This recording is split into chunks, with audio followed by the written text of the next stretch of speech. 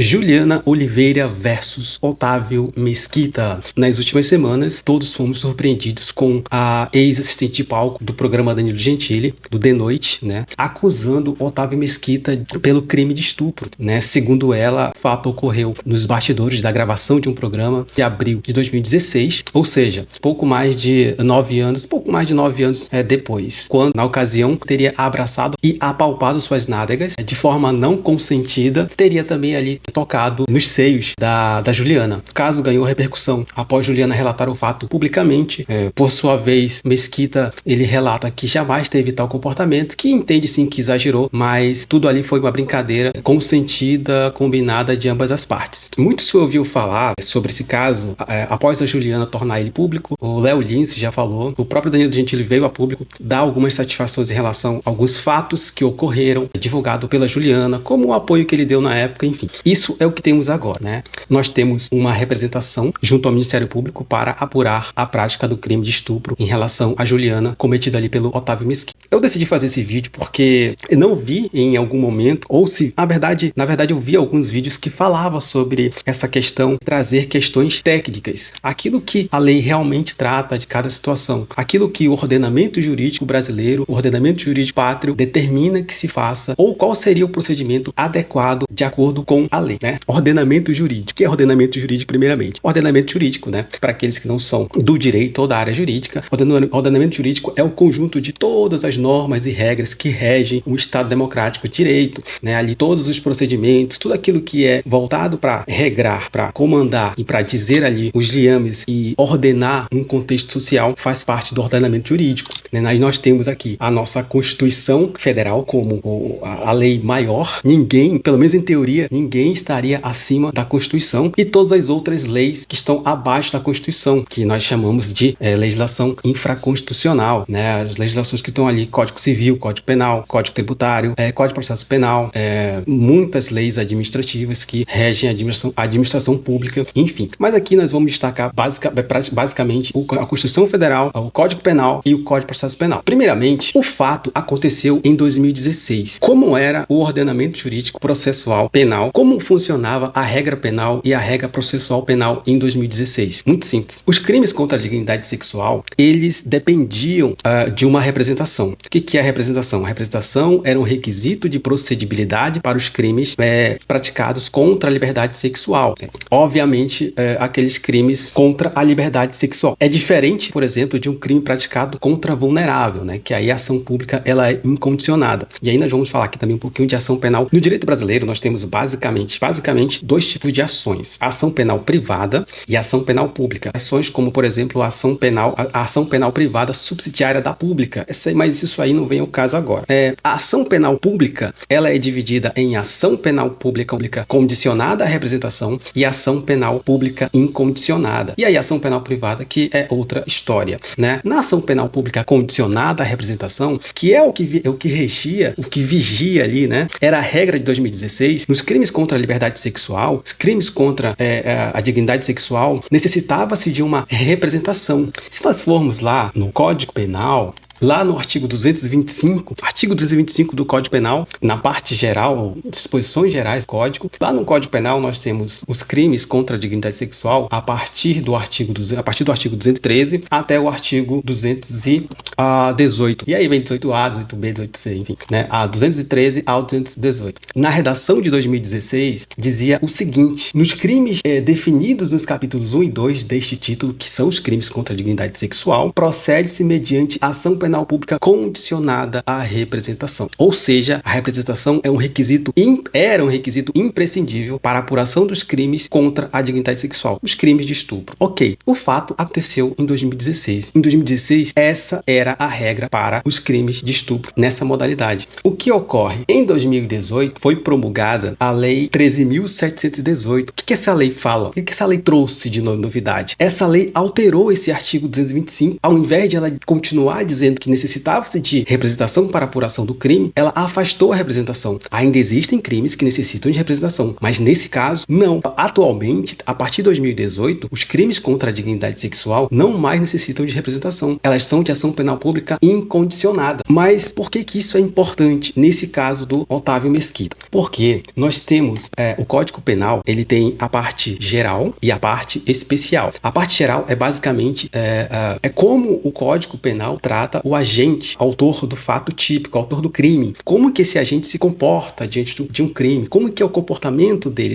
Um exemplo, se ele se embriagou para cometer o crime, ou se ele estava dirigindo, se ele estava em uma ou duas pessoas, enfim, tudo. E temos a parte especial, que é a parte especial, a partir do artigo 121 do Código Penal, é onde basicamente os crimes são especificados. A parte especial é onde são descritos os tipos penais ali no Código Penal. É claro que não tem só o Código Penal, tem várias outras legislações especiais também, fora do Código Penal, que também tratam de crimes específicos, por exemplo, os crimes de trânsito, os crimes ambientais, os crimes contra o consumidor, por exemplo. Mas o que isso tem a ver com a questão do fato, da lei penal aplicada ao fato, ao tempo do crime? Porque lá no artigo 2º do Código Penal diz o seguinte, artigo 2º, ninguém pode ser punido por fato que lei posterior deixa de considerar crime. Ou seja, se é um fato criminoso e vem uma lei posterior e torna esse fato não mais criminoso, a pessoa não pode mais ser punida por isso, né? E caso ela tenha sido condenada por aquele crime, tudo que vier após essa nova lei que não mais considera aquilo como crime é afastado, né? Como diz o Código, cessando em virtude dela a execução e os efeitos penais da sentença condenatória. Então, se um crime é praticado, tem uma lei que prevê aquele crime e uma pena para aquele crime, e vem uma lei posterior e não mais considera aquilo como crime, mesmo que a pessoa já esteja condenada lá na fase de execução ou esteja presa lá na penitenciária, cumprindo, a partir daquele momento, todos os efeitos daquele crime são afastados. E se a pessoa estiver presa, ela deixa de ser, ela é colocada em liberdade. Se a pessoa está sendo processada, não mais vai ser processada porque o fato se torna atípico. Enfim, o parágrafo 2º trata do princípio da irretroatividade da lei penal. A lei penal não retroage. Tanto é verdade que não só o Código Penal trata isso, como a própria Constituição também trata da irretroatividade da lei penal. A Constituição, lá no artigo 5º, inciso 40, né? Inciso 40 fala assim: a lei penal não retroagirá, salvo para beneficiar o réu. A Constituição é muito clara. A lei penal não retroagirá. E quando nós voltamos lá no Código Penal, no artigo 2º do Código Penal, diz o seguinte, no seu parágrafo único: a lei posterior que de qualquer modo favorecer o agente aplica-se aos fatos anteriores, ainda que decididos por sentença condenatória transativa. Como foi dito agora há pouco, a lei posterior que de qualquer modo favorecer o agente aplica-se aos fatos anteriores, ainda que decididos por sentença condenatória transitada e julgado. O que isso quer dizer? Quer dizer que a lei penal não retroage,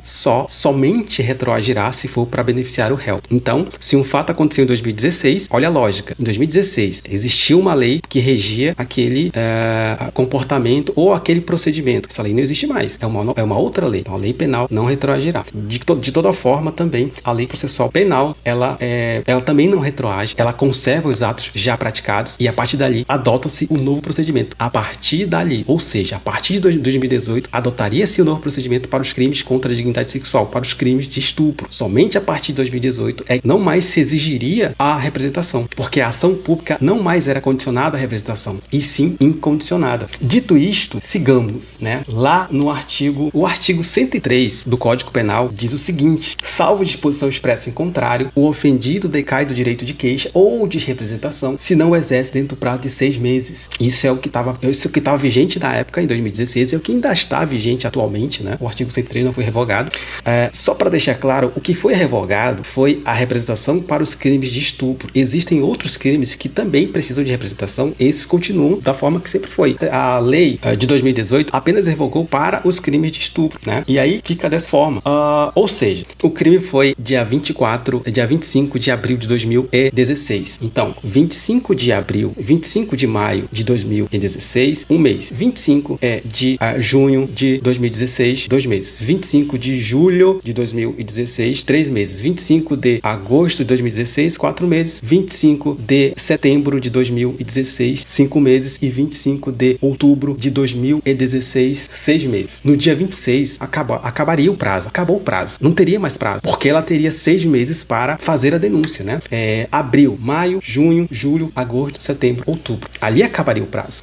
Não teria mais como fazer. E aí uma lei vem e altera em 2018, essa lei não retroagirá mais. Essa lei não voltará mais para trás para alcançar fatos pretéritos, fatos passados. Que passou.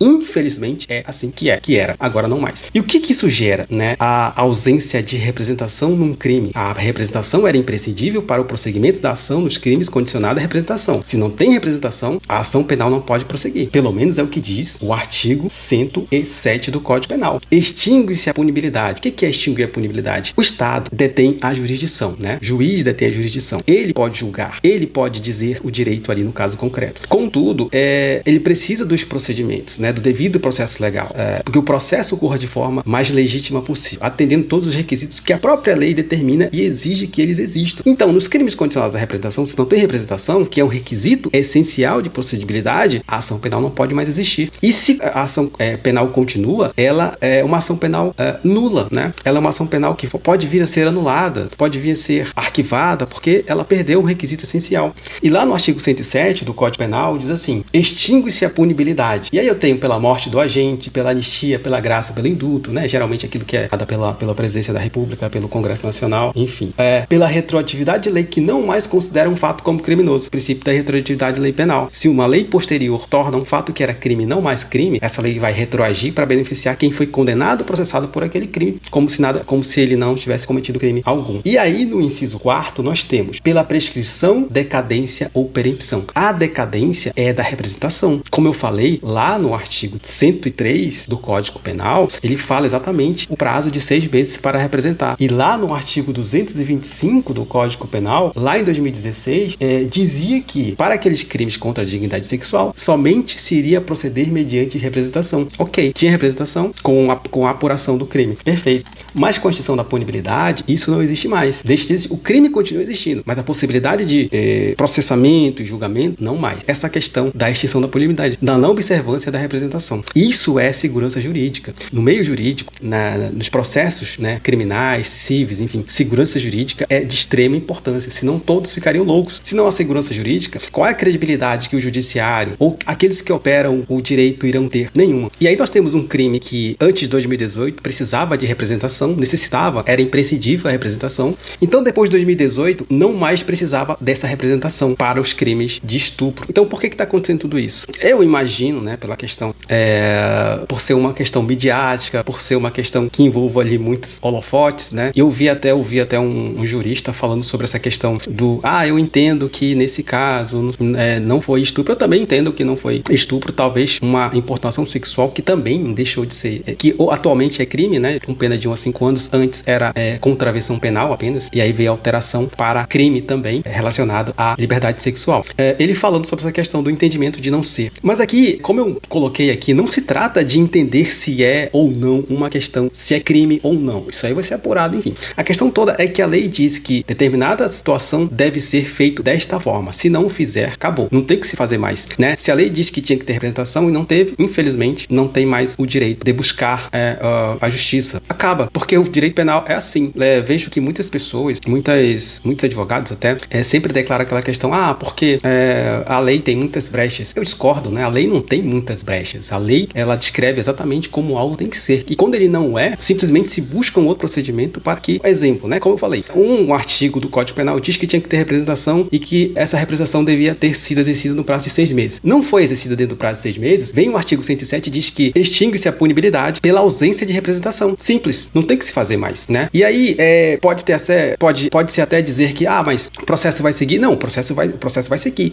O advogado Juliana fez a representação junto ao Ministério Público. O Ministério Público fez o requerimento para que o delegado de polícia abrisse o inquérito policial. O inquérito policial foi aberto, vai ser feita a investigação. No final da investigação, o delegado de polícia vai enviar ali vai fazer o relatório, né, dizendo que realmente foi apurado, quem foi ouvido, o que a perícia falou sobre o vídeo. O delegado vai dizer o que ele compreende ali do fato, se realmente é aquilo que é. Ele envia esse relatório para o juiz, aí o juiz envia para o Ministério Público, então se entender, oferecer a denúncia ou não.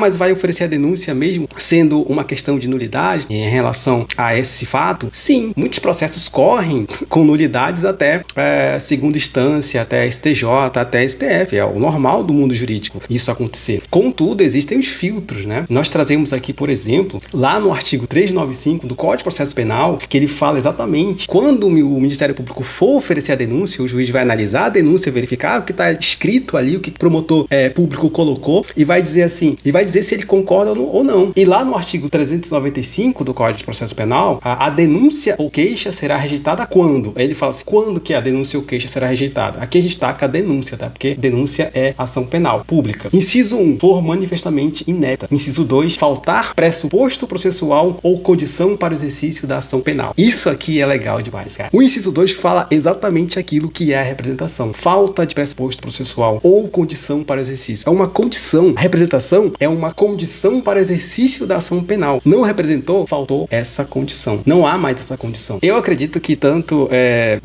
essa promotora, né, que está no caso, quanto esse advogado lá de São Paulo, eu acredito que eles estejam lendo o mesmo Código de Processo Penal que eu, o mesmo Código Penal que eu, a mesma Constituição que eu. Mas, levando em conta o que se há no Brasil atualmente, né, pode-se esperar tudo do nosso querido judiciário. Mas eu ainda acredito na justiça, até porque eu sou um operador do direito, eu entendo que a justiça sempre deve prevalecer, ainda que as tardes e custas muito, digamos, tenebrosas, né? Mas enfim, temos sempre que acreditar na justiça. Mas aí como é que faz? A ação penal vai prosseguir mesmo com essa questão? Sim, prossegue. Contudo, o próprio juiz pode declarar a extinta punibilidade do agente, no caso, durante o processo. A defesa do Otávio Mesquita pode postular essa extinção da punibilidade durante o processo, ou mesmo agora, mas acredito que não mais agora. Quer dizer, eu acredito que não agora, mas irá esperar aí o inquérito finalizar, enfim, né, durante a persecução penal, ou, na melhor das hipóteses, para o Otávio Mesquita, ele pode entrar com habeas corpus pedindo o trancamento desse inquérito policial, justamente por essa questão, né, da ausência da condição para exercício da ação, o que é plenamente legítimo, né? Então essa é a grande questão. Por ser questão midiática, não sei. E aí, colocando essa questão legal, qual é a conclusão que nós temos disso? Do ponto de vista criminal, penal, não há o que se fazer, né? Porque, levando em conta aquilo que foi dito, segurança jurídica, daquilo que a lei prevê, que a lei determina, aquilo que se deve aplicar no caso concreto da legislação ao tempo do fato, é isso. Faltou pressuposto, faltou procedibilidade essencial, faltou representação, decaiu o direito de representar. A partir de 18, não mais. Agora sim. Eu entendo também que é possível até procurar uma reparação civil pela questão do dano moral, pela questão ali do ato ilícito praticado civilmente, já se sentiu lesado, enfim. Eu até entendo que possa buscar alguma reparação civil em relação a isso. Agora, criminal, não. Se acontece algo nesse sentido, como acontece muito, né, no direito penal, no direito criminal, muitas questões são assim, muitas vezes são derrubadas em segunda instância, como eu falei, no STJ e STF, e aí por diante. É isso. Espero que tenha ficado claro, espero que eu tenha esclarecido de forma mais elucidativa possível essa questão da representação, benefício do réu, enfim, né, da decadência. Se inscreva no canal, que eu vou colocar muito mais conteúdos aqui relacionados a questões jurídicas. Valeu, obrigado.